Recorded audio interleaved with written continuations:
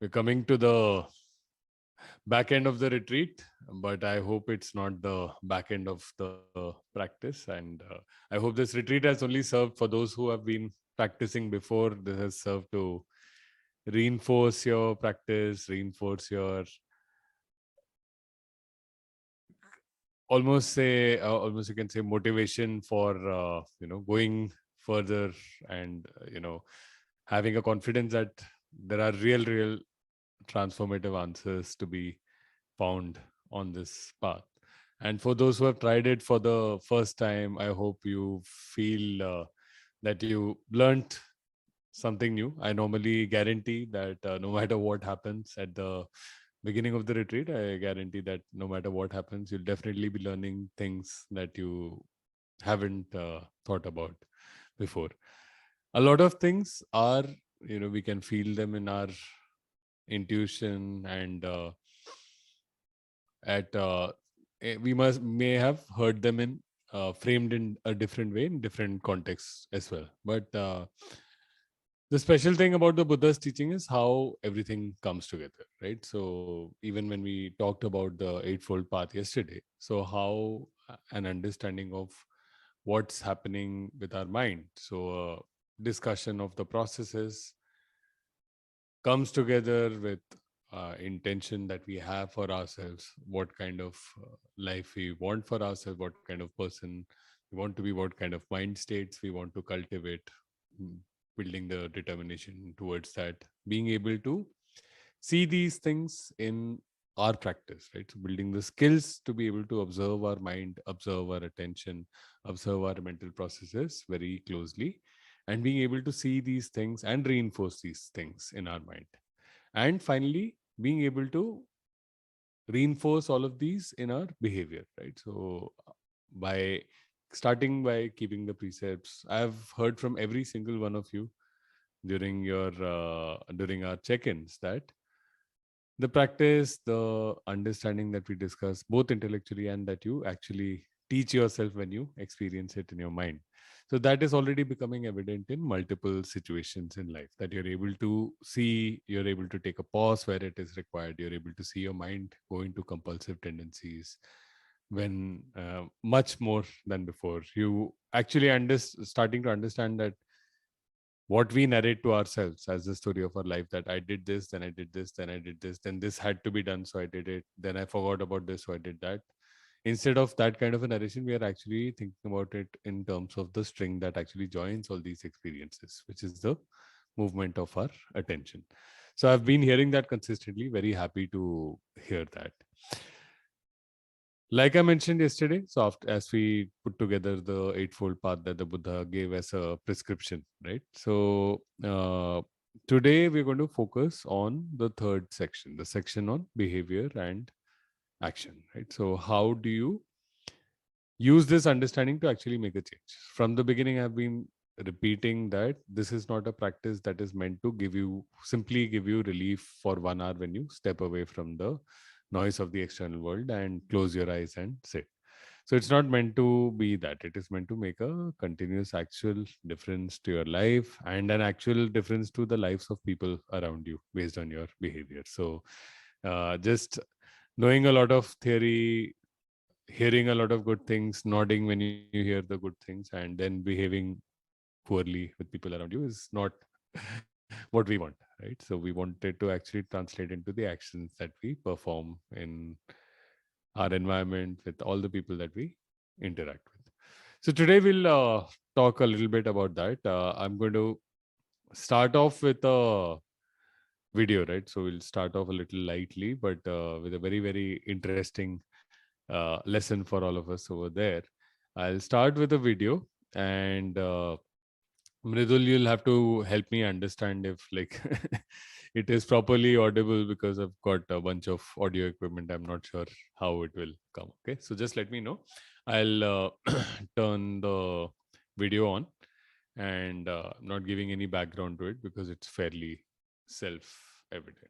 Okay.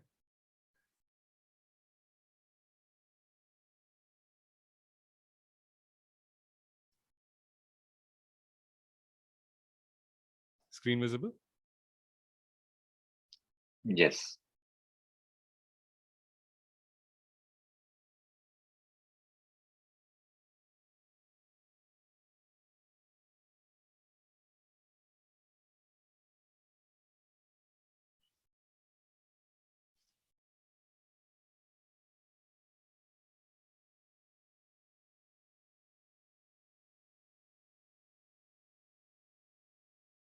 How about the audio? Audio is not there. Okay, I'll probably need to take this fellow out.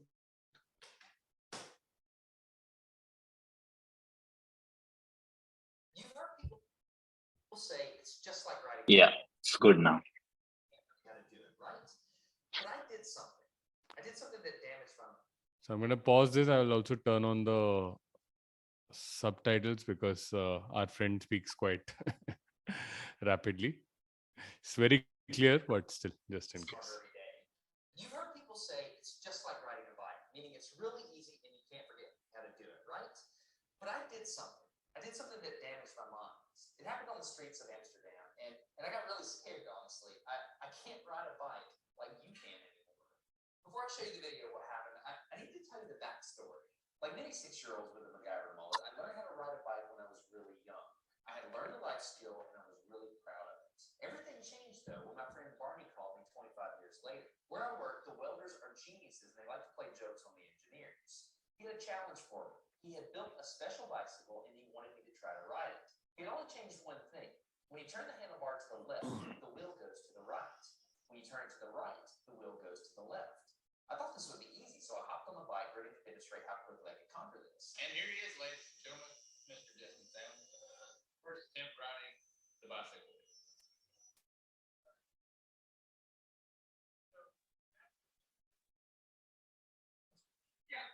I couldn't do it. You can see that I'm laughing, but I'm actually really frustrated. In this moment, I had a really deep revelation. My thinking was in a rut. This bike revealed a very deep truth to me.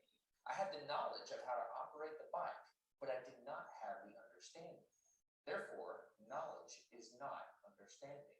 Look, I know what you're probably thinking. Justin's probably just an uncoordinated engineer, can't do it. But that's not the case at all. The algorithm that's associated with riding the bike in your brain is just that complicated. Think about it. Downwards force on the pedals, leaning your whole body, pulling and pushing the handlebars, gyroscopic precession in the wheels. Every single force is part of this algorithm. And if you change any one part, it affects the entire control system. I do not make definitive statements that often, but I'm telling you right now, you cannot ride this bicycle. You might think you can, but you can't. I know this because I'm often asked to speak at universities and conferences, and I take the bike with me. It's always the same. People think they're going to try some trick or they're just going to power through it. It doesn't work. Your brain cannot handle this. For instance, this guy, I offered him $200 just to ride this bike 10 feet across the stage. Everybody thought he could do it. No, you didn't understand. You didn't understand. So, this way.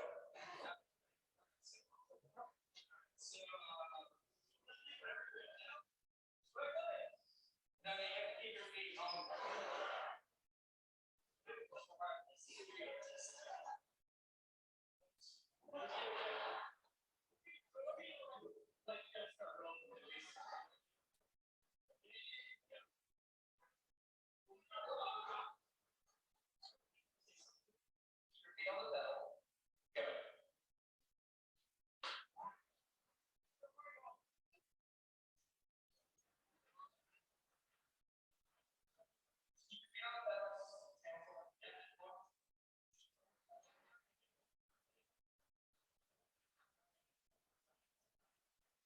Once you have a rigid way of thinking in your head, sometimes you cannot change that even if you want to.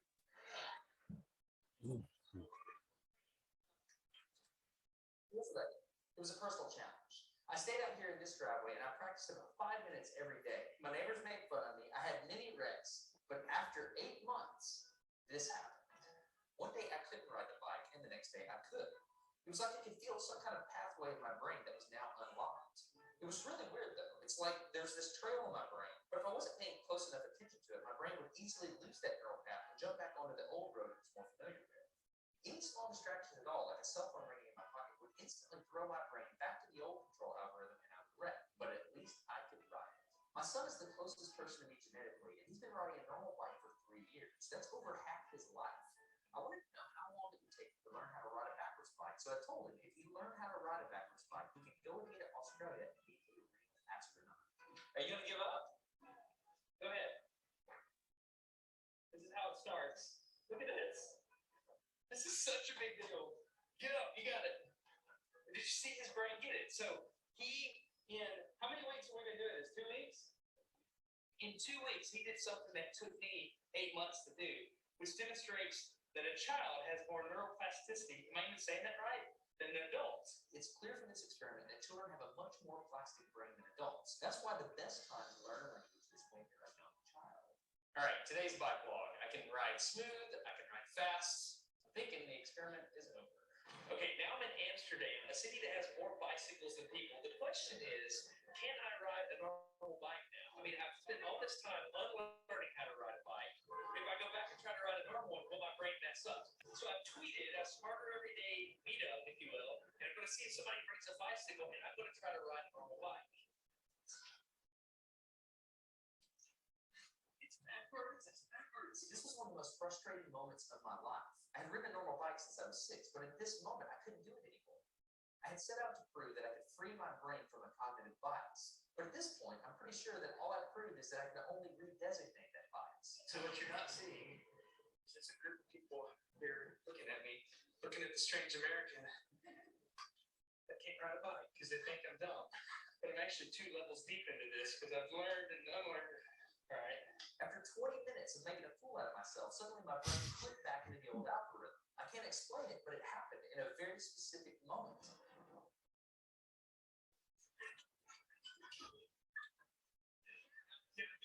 I'm back.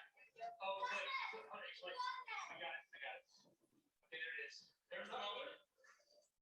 Okay, I tried to explain this to the people around me, and they just didn't get it. They thought I was faking the previous 20 minutes, and I couldn't get anybody to believe me. Uh-oh, I faked that, didn't it? Just a face. You think I'm lying, don't you? I'm not lying. I felt like the only person on the planet who had ever unlearned how to ride a bike, and I couldn't articulate it to anyone because everybody just knew that you can't forget how to ride a bike. So I learned 3 things from this experiment. I learned that welders are often smarter than engineers. I learned that knowledge does not equal understanding. And I learned that truth is truth, no matter what I think about it. So be very careful how you interpret things, because you're looking at the world with a bias, whether you think you are or not. Destin, you get smarter every day.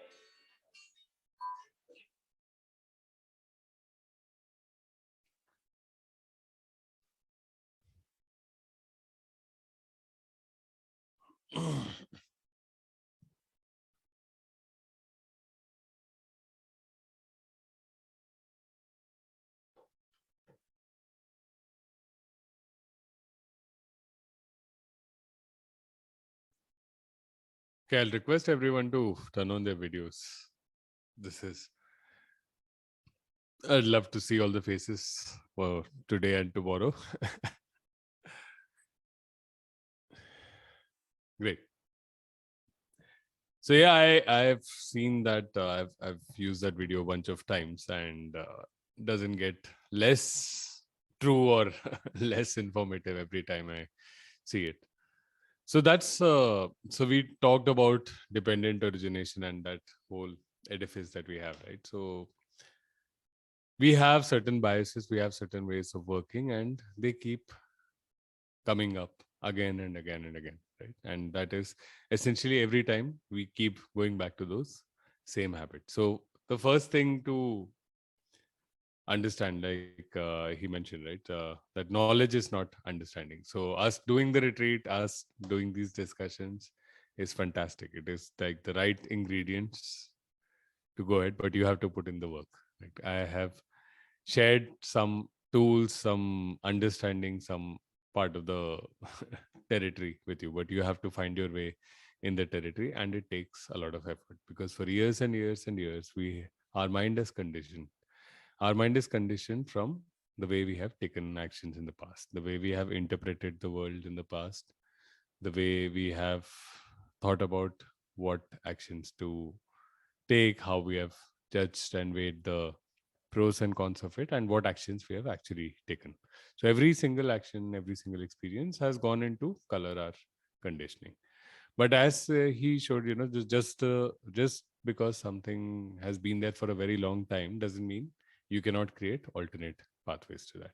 So the mind is quite the mind, or rather, at this moment, I'll be speaking more about the brain. The brain is very, very closely correlated to the mind, but also the brain is very interesting, right? So when we begin as a child, the neural network is extremely widespread. The network of neurons that essentially determines how information is stored, how information is processed, how decisions are made. A lot of that is associated with the activity in our neural networks, right? And as a child, the net is thrown extremely, that neural network is thrown extremely wide, right? As a child, you are literally capable of anything. That's because when you're born, by design, the idea is that you need to be able to survive, adapt to your environment, right? So suppose you were born in Siberia, and your parents got transferred to, say, Kenya, right? You would have to figure out a way to adapt to that situation, right? So the mind gives you a lot of, and you don't know at the time that you're born what kind of profession you'll be involved in, right? What kind of, whether you'll need to do something that requires extreme physical ability, or whether it requires a particular type of, say, analytical ability, or emotional ability. So the brain comes equipped for like a very extremely general purpose, and that's why we see people excel at so many different things, right? So from cooking to painting to art to science to, I mean, sending rockets into space to composing exquisite pieces of music to creating all kinds of entertainment, sports, athletic performance, right? So we can adapt in very, very different ways. That is the magnificent thing about the human mind. And the way this works is that based on the exposure to the environment, right? So one child, for example, might grow up in an environment where multiple languages are spoken. So the parts of the mind that correspond to language will be developed very intensely, because the mind body system understand that this ability is important for us to thrive in this environment, right? Another environment child that may grow up in an environment where physical strength may be very important, and the mind body says that, okay, we need to invest in these kind of things of not just strength, but also coordination. So the way the neural networks would develop would be different. People will still have different genetic propensities to go there, but from an extremely general purpose, completely plastic piece of clay, what starts happening is we start learning certain abilities, right?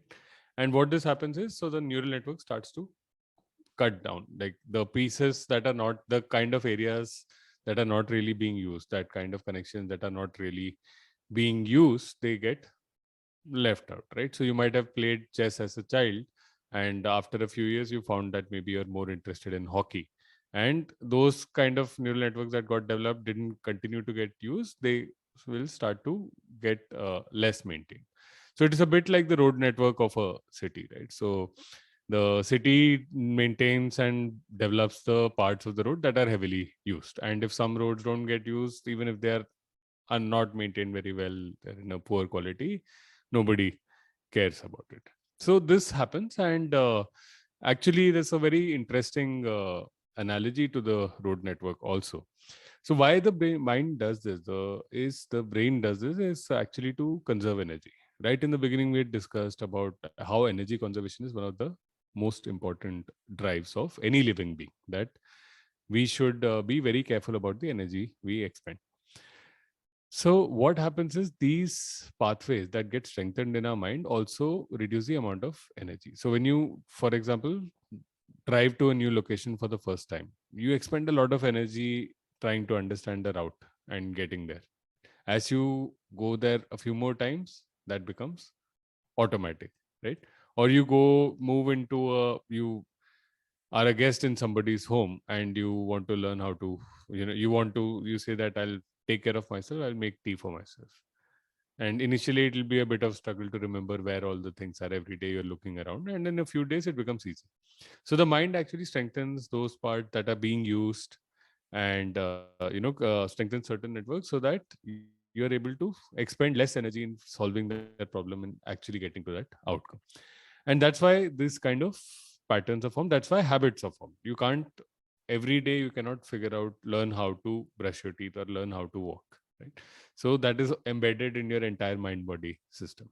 And this is what happens. And the same thing happens with our interpretations of the world also. So we start interpreting things in a way that takes very little effort. So each one of us can testify to the fact that from our childhood, there would have been certain ridiculous biases that have been imparted to us from around us, that as we grow up we realize that this is absolutely not true. So whether it's about, you know, some kind of scientific thinking, some kind of religious thinking, some kind of political thinking, some kind of opinion of other people, you know, so whatever it is, and our opinion of what constitutes a good life or what constitutes a good profession, what one should do with life, you know, so all these things, one finds that these are biases that we accept as truth because it's just easy for us to go. Like you've been exposed to something and we go with that. And to change that, to find an alternate track will actually take us a lot of effort and a lot of reflection, right? So the mind always chooses the path of least resistance. And typically, what it does is it only looks at the short term gain, right? So the human mind body system has been evolutionarily, it has been optimized to be good at short term gain, that I can run away from this tiger or I can get that banana, right? So that silly examples, but that's what the mind is optimized for, not for very long term planning. And which is why there are problems like addiction, for example. It's a very short term thing and people have regrets the next day, and a lot of other actions like anger, irritation. In the short term, you just completely get attached to that. Okay, I need to do this in the moment, and later on you may feel regret about it. So we are not taking actions with a very objective point of view or with a long term point of view, because our habits are designed to be very short term. All of this takes effort. So in a way, what the Buddha has taught goes completely against nature, because what nature has designed is for us to be constantly in a state of dissatisfaction, because those are the creatures that survived the evolutionary filter, creatures that were continuously dissatisfied and worried and paranoid and always and greedy, competitive, undercutting. So a lot of those traits have been passed on. And like I said, the other traits that have been passed on are the ones that we need to actually develop, and which are in nature, right? Also in human nature, we have to develop those, which are the traits of cooperation and taking care of each other. It is a literally evolutionary advantage that we also got, because we were, as humans, we were able to cooperate with other members of our tribe. So that's what we need to look at, and we need to change very, very deep set biases in our mind. So that's a task in front of us. Every time we use the 6 R's, we identify that our mind is getting caught up in a story, caught up in a situation, and it is completely trapped. What happens is, as soon as your mind says, I like it or I don't like it, you get trapped into that point of view. Some of you, we have discussed during the interviews about restlessness, how to think about restlessness. What happens at a certain point in your meditation, you may feel, oh, I've been sitting so long, or I don't think I can possibly sit longer. I'm probably getting late for something. So what I have suggested to you is to actually depersonalize that, right? Instead of saying that I'm getting restless, see that a thought of restlessness has come up and my mind is attached to that thought. So what is happening is, when our mind gets attached, we become that thought. We become trapped in that situation.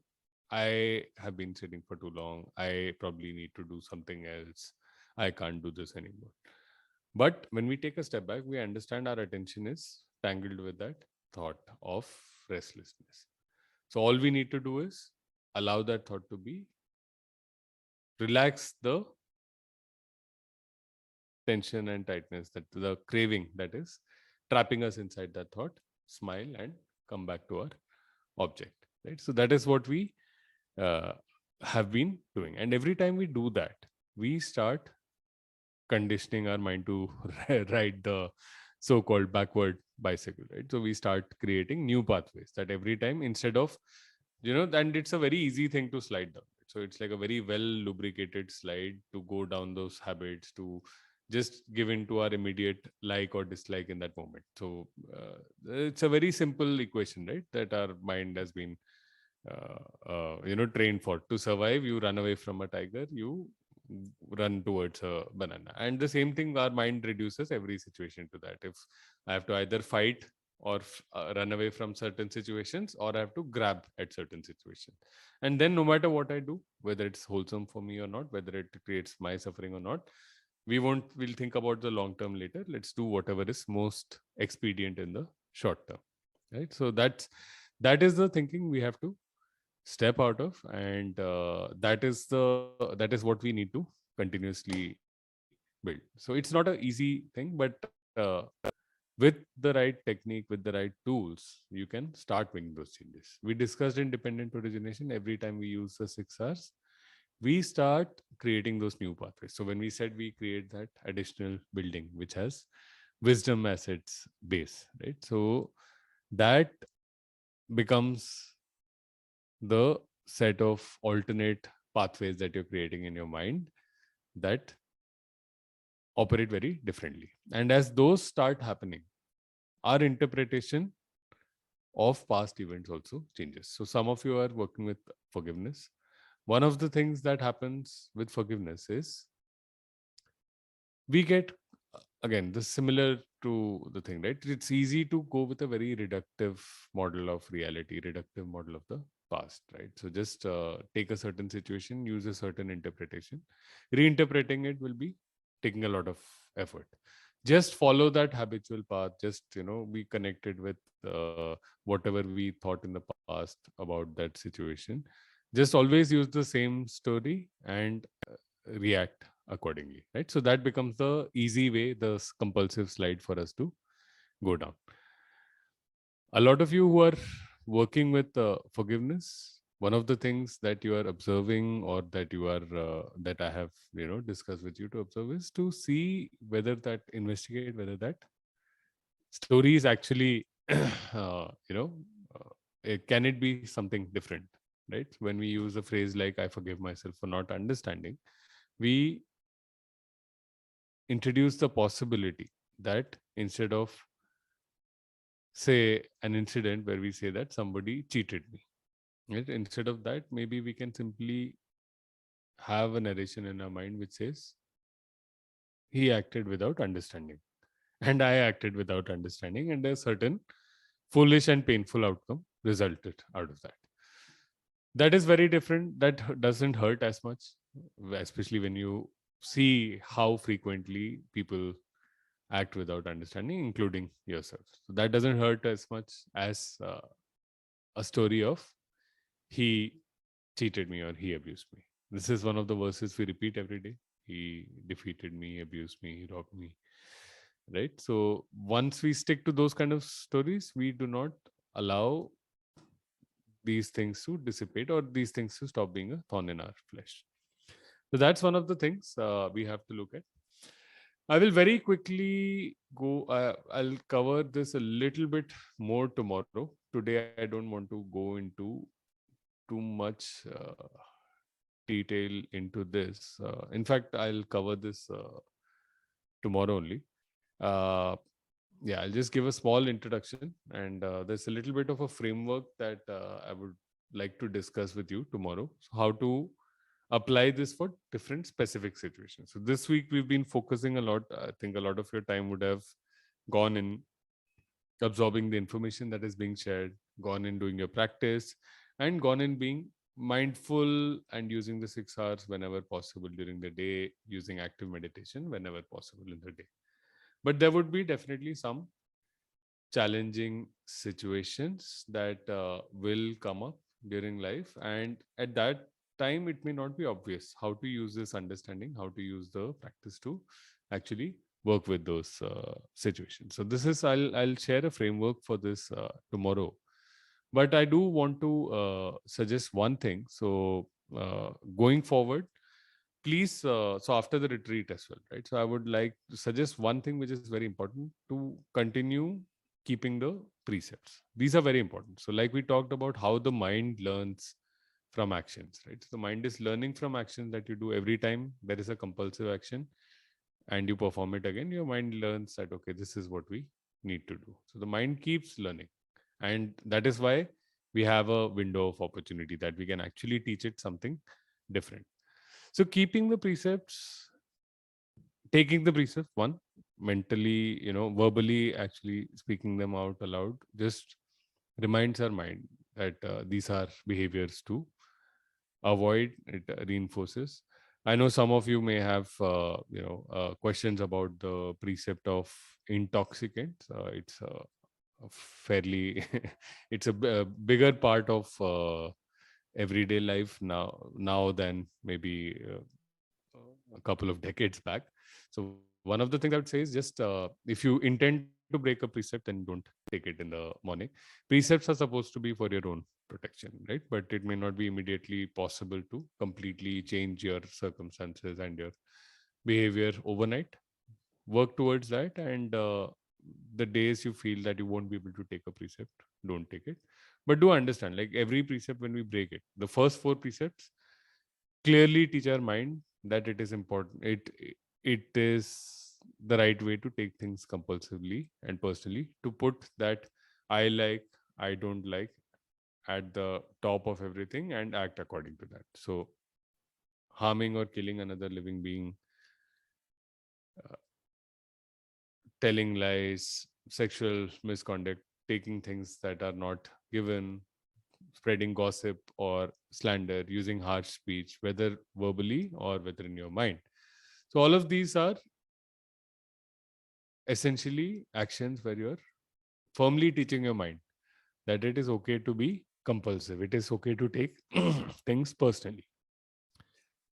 So the thing, the thing that the mind takes personally while acting, that same thing the mind will take personally while being dissatisfied or getting frustrated as well. So if you are not able to detach from that, I am that, I don't like it, I like it. If you're not able to detach it at the moment of taking the action, so if you end up being dissatisfied with some outcome related to that, at that time also you will not be able to detach that I am not that. I'm not this thought. I'm not this dissatisfaction. So it's important to teach the mind the right lessons. Precepts is very important. Other thing that is important that we practice right off the bat with this twin practice is generosity. Right? So the Brahma Viharas, keeping your mind in the basis of loving kindness, of compassion, of joy, of equanimity. Acting with that is the base, right? And the more you keep your mind in that base, automatically the likelihood that you'll act from that base goes up. Doing that also conditions our mind towards that part of us which is worth developing more, and that part of us which takes us away from dissatisfaction, right? The act of service, the act of cooperation, the act of helping others out. So generosity at any point of time, at any situation, see if you're acting with compassion, right? See if you're acting with the benefit of yourself as well as other people in mind, and not just by what the craving in that situation wants the most. These are two things to continuously practice. The third thing is obviously actually sitting in meditation, because what's happening is you're the right pathways for your mind, you're building them very rapidly. That is the most effective way to do it, right? And if you don't practice enough, it takes a lot longer to learn these skills and to make those changes. But my suggestion is to get at least 1 30-minute sitting in every day, preferably in the morning, right? So if you can, you can get another bonus sit in the day. And if by chance you are missing it, then maybe you can find another window. If not, be kind to yourself, forgive yourself, and sit the next day, right? So 1 30-minute sitting in the morning every day is something that will be very useful. And the other thing that is very useful is identifying opportunities for active meditation. One great thing about the way the twin practice is constructed is that active meditation is a very integral part of it. So whether it is formal walking meditation, or whether it is while you're commuting, or while you're doing some chores around the house, or while you're going for some errands to the market or something. It's an excellent opportunity for active meditation. And you will also notice, if you pay heed, you will find that during these times your mind is actually wandering all over the place and actually not achieving anything. So it's not like maybe you sitting at a task, you're writing a document, or doing something at that point of time. You're involved in that, and what you will find is that when you're just simply commuting or walking to some place, your mind is involved in all kinds of generic wandering, which is not actually leading to anything useful. The last thing to do is to cultivate intuition. So tomorrow I'll talk a little bit more about this. So these are things that will support your practice even post retreat, right? So tomorrow I'll start with specific tactics and frameworks to start identifying specific behaviors that we want to change, and start thinking about both things: what to do and put into action, and how to actually dismantle the kind of stories that we've been telling ourselves about these situations, and uh, you know create which support the kind of unwholesome behaviors that have become habit for us. So that's something we'll cover tomorrow. We'll also spend some time sharing our experience of the retreat tomorrow. So each one, I'd request you to share the experience of the retreat. Great. So I'll take a pause here. Would love to hear any questions. I'm sure a lot of you had thoughts regarding that backward bicycle, and I'm sure something, it would have clicked with a lot of things you've observed in your mind, in your practice during this week, right? And a lot of other pieces would have also fallen together over these 8 days so far. So if you'd like to share something, if you'd like to ask something, if you'd like to comment on something, so let's spend some time with that. RD, just one thing. Can you share the YouTube link on the chat group on I'll do that. WhatsApp? I would love to, just go through it again, because the video, even though I tried reading through everything, तो थोड़ा सा ना अटक अटक के आ रहा था. Okay, got it. Was it a problem with everyone? It was a problem. We Okay, couldn't- I can play it again right now. Yeah, you send it. We'll play it on Sure, our sure. own. I'll and send we'll- it. I'll send it. Yeah. Mhm. I'm sure you'll be able to connect the things that I said with it. I mean, what was the message that you wanted to give by sending that video? Because it was the thing was not much clear also, that video. But what was the message? No, That we have to keep I changing think the it is skills. better to. So sometimes it's better to show rather than tell, right? So this is one of those things. It's better for you to see the video You've seen the video, YouTube rather than video. me to say the message in 1 minute, right? So That means we have to keep said it changing in- the skills you're saying, or we have to, direct our habit patterns accordingly. We should not be in one skill at a time. What do you? No. So that was not the point. If the video was not clear, I think there was so the idea is that we have very deep-rooted habits, right? And it takes a lot of effort to change it. And when we don't even acknowledge that the way we behave in different situations is coming out of certain biases that are extremely deep-rooted, Okay. right?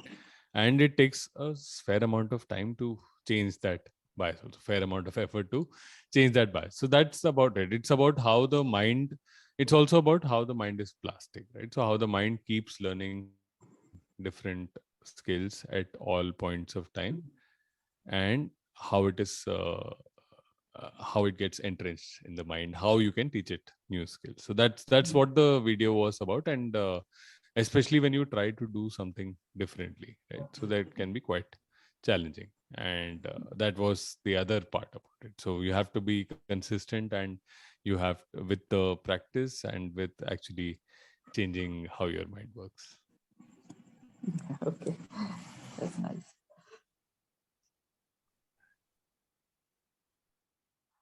Another very interesting thing that came out was just, again, it also relates to that idea of more practice, right? So he makes a very interesting point that knowledge is not understanding. So a lot of times we feel happy when we have intellectually resolved situations or intellectually resolved said that we understand something, right? So this is very important with forgiveness, for instance, right? So many times we feel that okay, we have forgiven, okay, it's not possible to go and change the past, so I'm not going to I will say that in my mind I've forgiven. But does that event in the past actually bring up a painful feeling? We have to see that and we have to make that change. So understanding comes when we are actually making that change, not just intellectualizing through it. So one thing is knowledge and one thing is the understanding, which comes in the way we experience things and the way we behave. Rajiv, I have two questions. One Yes. is with respect to the yesterday's framework when we were discussing the restlessness and the sloth.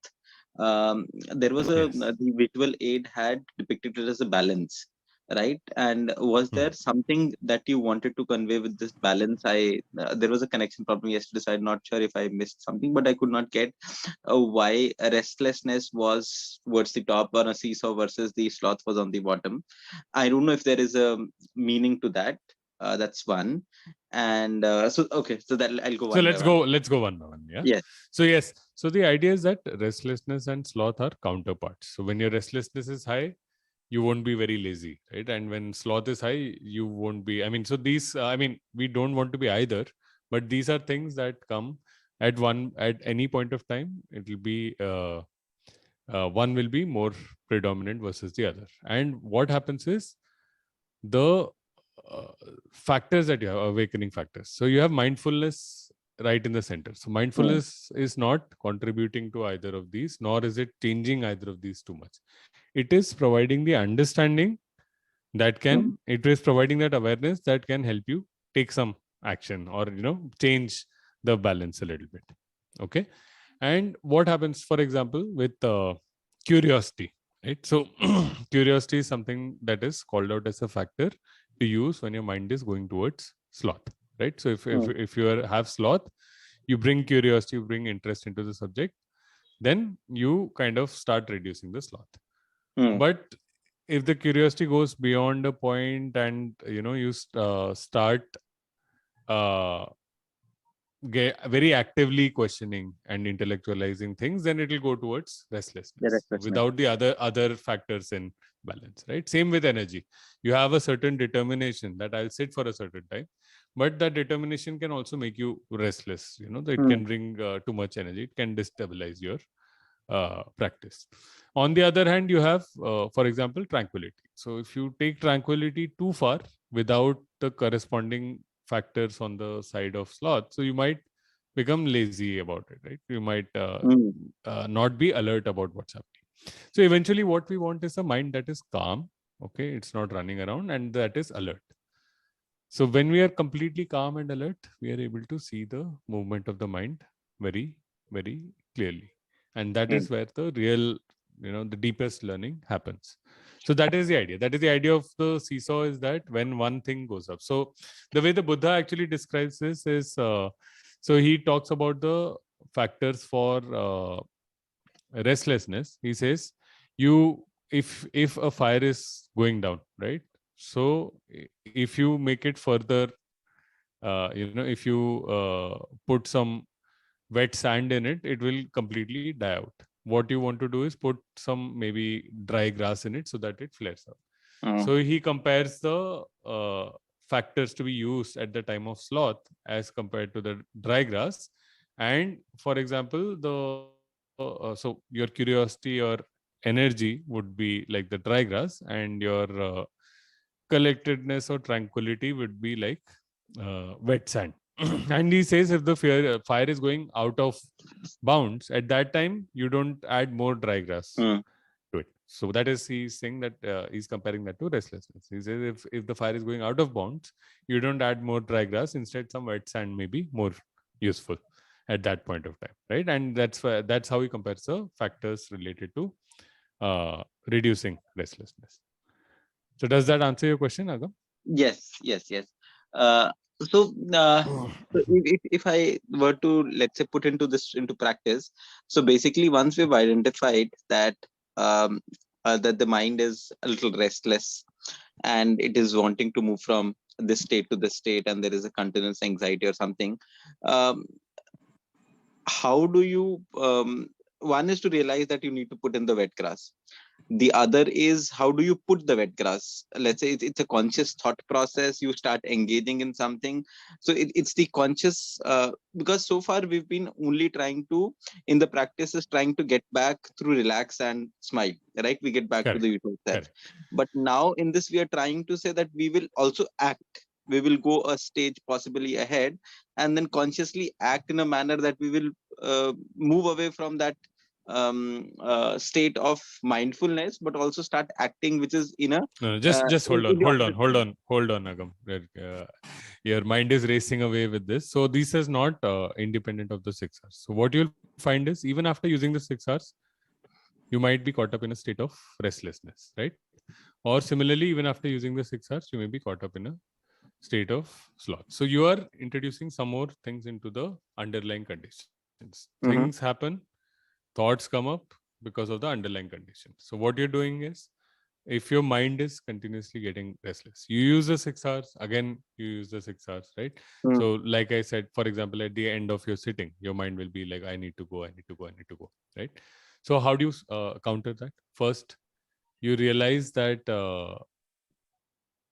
that there is a lot of tightness that is built up in your mind, with which is related to this restlessness. You understand that, and you relax that. Not just using the 6 hours, but otherwise also you bring more relaxation into your mind.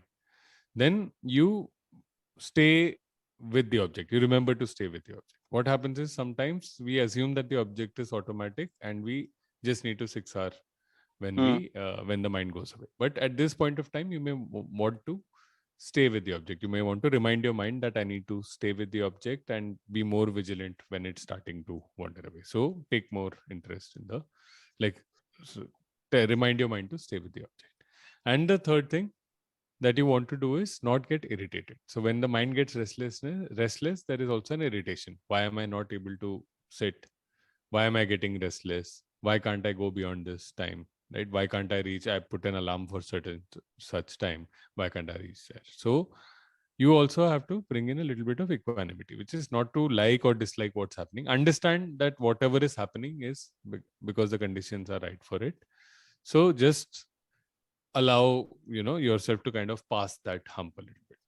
So this is an example just for end of your sit kind of restlessness, but the same kind of techniques can be used at any other situation that you're restless. Like look for that baseline tightness in your mind, relax it. Whatever activity, just remind yourself of the importance of that activity, and to actually be more aware of whether your mind is staying with the activity or not, right? So that brings in the collectedness. And finally, even if you're getting restless, don't get irritated with that, because that irritation, that aversion that you have will further destabilize your, it will create further restlessness in your mind. So that is one way you can use that. Does that make sense, Agam? Are you able to follow that? Yes. Okay, how 6 hours and this, how they are related, but they are not, different techniques. They're not alternatives. They're just, with the awakening factors, you are essentially playing around a little bit about with the underlying conditions. Okay, sure. The second one, let me just even also do a little more practice today, and then I will ask if it doesn't get resolved today. Okay, perfect. Yes, that's the best way, right? Then the question is much more meaningful. So, thank you. Yes, Saurabh, please go for it. Thanks, Rajiv. Rajiv, I have a follow-up question on this restlessness and sloth, the seesaw of the energy here. What are your thoughts on the obsession of a mind on a certain topic, and obsession in general as a concept for the progress of humans, civilization? So people get obsessed with something, then they do whatever it takes to achieve it. And this I feel like is how human civilization has kind of progressed, even over the centuries. So what are your thoughts on that? And so I'll give a very disclaimer answer on that. It may sound like a disclaimer, but it's what I truly believe, right? So this is echoing what the Buddha said. The Buddha, so people would come and ask him many questions, right? And the Buddha would say, I'm not going to answer those questions. And he says, why? Because I only teach the end of suffering, right? So these are progress of human civilization, and all these are like story, right? These are things that are happening. That is great. There are many ways to look at it, but in my mind, like being able to elevate your mind to a state of upliftedness, bliss at any point of time, and having that flow out of you in the way you interact with people around you. So for me, that, like, I mean, in my mind, that is the perfect, that is a North Star, right? So that is the number one thing. Anything else that comes can come after it.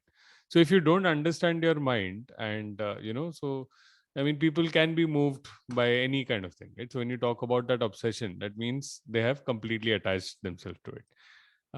And with that obsession will come unhappiness. Now, you may decide maybe it is good for you that somebody is unhappy as long as they're taking humankind ahead, right? They're creating great technology for you. But if you are in that person's place, I think it's an individual call that you have to take, whether you would rather be in a continuous state of happiness, or you would be in a state of continued dissatisfaction. Obsession, it comes from dissatisfaction, right? You're not satisfied with where you are, and you're continuously pushing.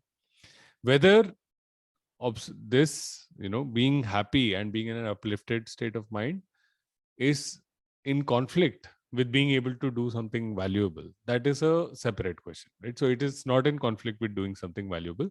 Your relation to that is very different. So a very famous thing that culturally most of us here would know is maybe the karm kiye ja phal ki apeksha mat kar wala. It's the same thing, right? So you are acting not out of what is in it for me, right? So that is the concept there as well. And it's possible to do a lot of work. It is possible to be very dedicated to your work.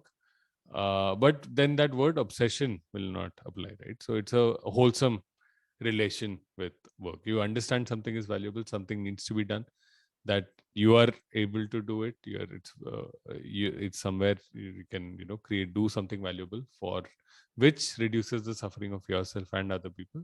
You should go for it. Why not? But so the word obsession itself is dangerous territory. The North Star in my mind should be the state of your mind, because unless your state of mind is good, you cannot guarantee that what you do will be for the betterment of yours and for other people.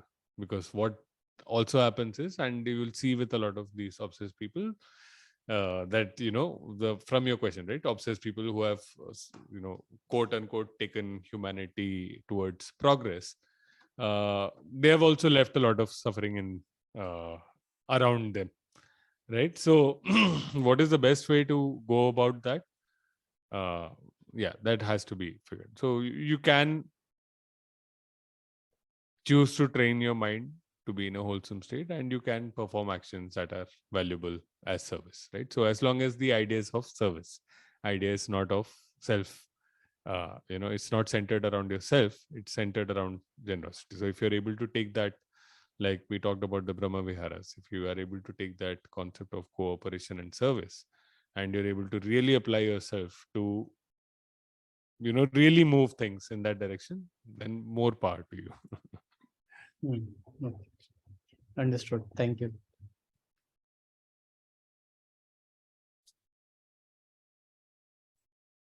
Yes, Mridul. So, RD, we talked about keeping the precepts, right? And there are times when, unknowingly, let's say somebody is on it all the time, but unknowingly you somehow break it, right? How should we deal with that? And any suggestions on, what to do in those situations? Thank you for bringing that up, Mridul. So that's a great question, right? So one thing, for example, we will end up breaking the precepts till we are really, really good. Or at a certain point, what happens is your mental model undergoes a transformation where it becomes impossible to break precepts. But till we are there, we are going to end up breaking the precepts. We're going to end up giving into craving multiple times.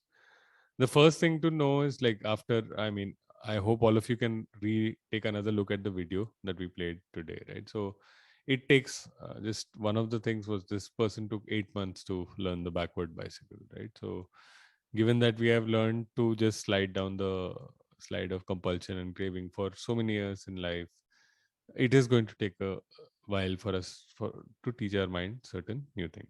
And during this process of learning, we have to be extremely kind and gentle with our mind. So just like a child, may make mistakes, and you have to gently but firmly bring the child on the right path, right? But judging yourself, castigating yourself, or even pretending to yourself, telling yourself untruth is not the best way to go about it.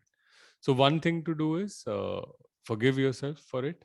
Another great thing to do is somebody else who practices, who understands the precepts in a proper way, understands the mind a little bit, is on their own journey and understands how the mind can make mistakes from time to time. You can share it with somebody like that, right? So somebody you trust, and that is quite useful in just simply acknowledging that this happened and that it happened because conditions were right for it to happen, and by mental development I'm still on the path, right? But acknowledging is the only one part of it. Along with acknowledgement, you want to retake your precepts and determine to yourself to be more mindful the next time around, right? So if we keep repeating the same mistake and we think that, then the mind will just quickly learn. So mind converts anything into a habit. That I make a mistake and I say sorry, then that's okay to make that mistake. And there is no cost attached to making that mistake, right? So when we make a determination and again we break that determination, there is a cost of our own credibility in our mind that we incur. So it's useful to make that determination.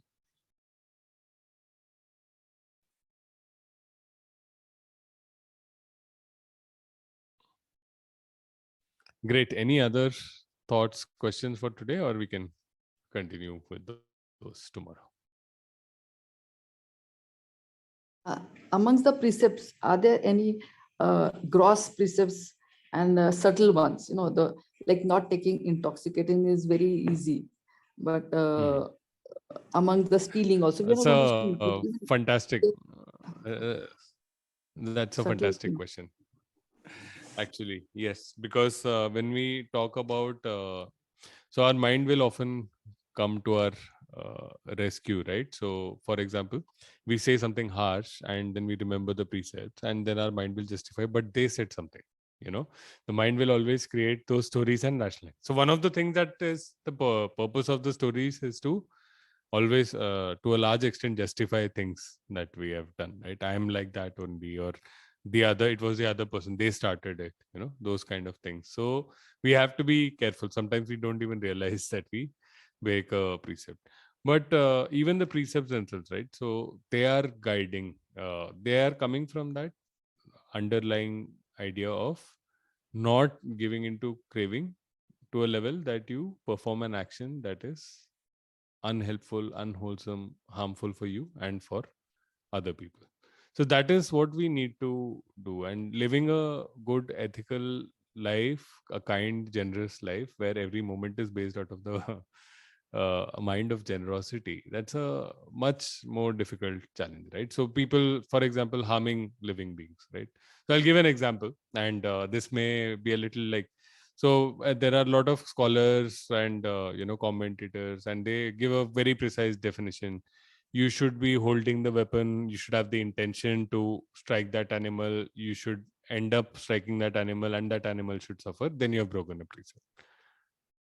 Okay, now I'll give a counter example to that. Okay, so you back out of your driveway, or you take your car out, and there is a dog that sleeps at the place where you take the car out. Every day you run over it a little bit, right? Every day you didn't do it with intention, you didn't do it with the intention of harming the animal, but you were just negligent. So where does this lie? Should you change that negligence or not? Right. So I think the important thing is to see how our behaviors can be less treated in craving and less rooted in craving and more rooted in generosity. And the precepts are a good high level understanding of that, right? So gossip, slander, we understand these concepts, we'll be able to see it. But what we really need to do is not to keep a count of how many times we broke gossip, how many times we broke slander, but to see what was our mind state, what was the story going on in our mind, what was the craving in our mind when we actually perform that activity. Once we do that, once we start getting familiar with detecting that, right? So eventually the best state would be to be able to identify whenever craving becomes very strong in a certain situation and be able to diffuse it before we act. Bring our mind to a wholesome state before we act. That is the best guard against breaking precepts and generally teaching the mind the right lessons.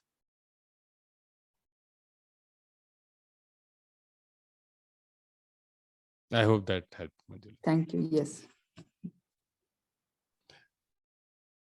Fantastic. So let's share some merit and end today's session.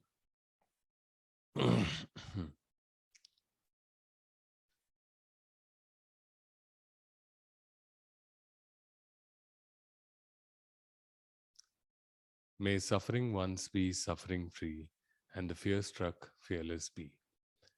May the grieving shed all grief, and may all beings find relief. May all beings share this merit that we have thus acquired for the acquisition of all kinds of happiness. May enlightened beings of mighty power share in this merit of ours.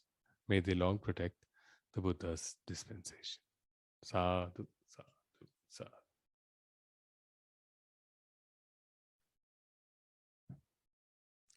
Thank you, everyone. Have a lovely evening.